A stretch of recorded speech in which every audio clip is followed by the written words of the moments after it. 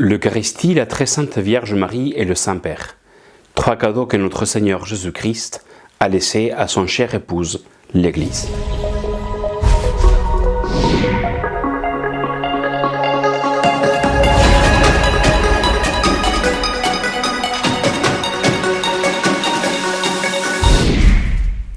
Saint Jean Bosco une nuit fit un rêve. La barque de Saint-Pierre était prise au milieu d'une tempête et assaillie par de nombreux ennemis. Le Saint-Père, le pape, capitaine de la barque, trouva les forces nécessaires à la victoire dans deux colonnes qui émergent de la mer, portant l'une l'Eucharistie et l'autre la Sainte Vierge, avec l'inscription « Secours des chrétiens ». De ce songe, nous prenons le terme des trois blancheurs, trois amours purs blancs que le catholique a dans sa vie. L'Eucharistie, la Vierge Marie et la dévotion pour le Saint-Père, vicaire du Christ. Quel est le message que nous transmet Don Bosco? Dans les attaques contre l'Église, les moyens pour se sauver et ne pas couler sont l'Eucharistie et Marie. Et ces trois éléments, le pape, l'Eucharistie et Marie, sont comme des repères pour notre foi. Nous nous arrêterons aujourd'hui sur la première blancheur, l'Eucharistie. Plusieurs choses pourrions nous traiter par rapport à l'extraordinaire cadeau que Jésus-Christ lui-même laisse à son Église.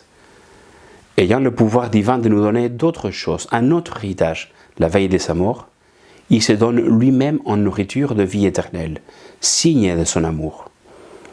Nous devons nous émouvoir chaque fois que nous écoutons et méditons le début du récit que Saint Jean fait de la dernière scène et de la Passion, sachant que l'heure était venue pour lui de passer de ce monde à son Père. Jésus, ayant aimé les siens qui étaient dans le monde, les aima jusqu'au bout. Dans sa sagesse, il va instituer la Sainte Messe et le sacerdoce afin que, encore aujourd'hui, nous puissions le recevoir. Saint Thomas d'Aquin chantait en parlant de la messe « Au banquet sacré où l'on reçoit le Christ, on célèbre le mémorial de sa passion.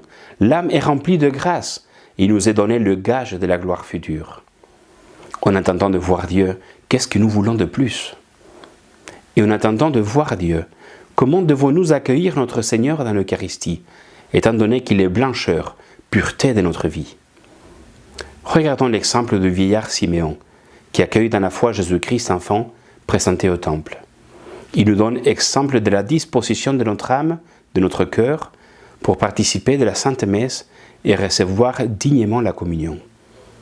Siméon avait reçu de l'Esprit Saint l'annonce qu'il ne verrait pas la mort avant d'avoir vu le Christ. Sous l'action de l'Esprit, Siméon vint au temple, grand jour après la naissance du Sauveur. Nous, chaque fois que nous allons à la messe, l'Esprit Saint agit en nous afin que nous n'allions pas sans espérance et sans foi, et que dans la joie et l'amour, nous participions à la fête des noces de l'agneau.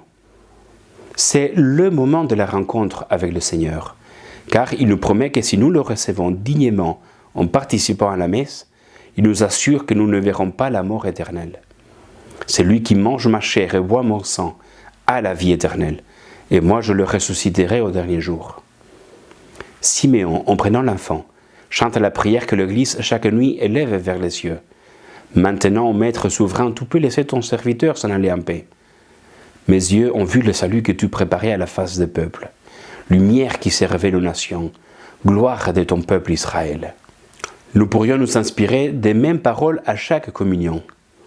Maintenant, Seigneur, tu peux laisser ton ami s'en aller en paix vers la joie éternelle, là où je ne te verrai plus caché dans cette humble hostie, mais je te verrai face à face, beauté éclatante.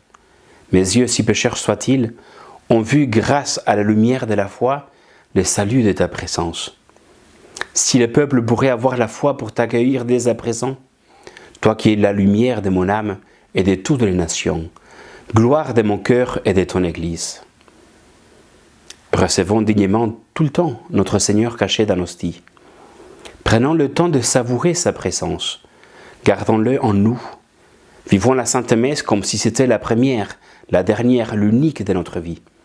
Recevons Jésus chaque fois comme si c'était la première communion, notre dernière communion, le viatique, comme si c'était l'unique communion que nous pourrions recevoir dans notre vie. Et nous nous apercevrons jusqu'à quel point Jésus-Christ nous aime. Que Dieu vous bénisse et que la Vierge Marie vous protège sous son manteau maternel.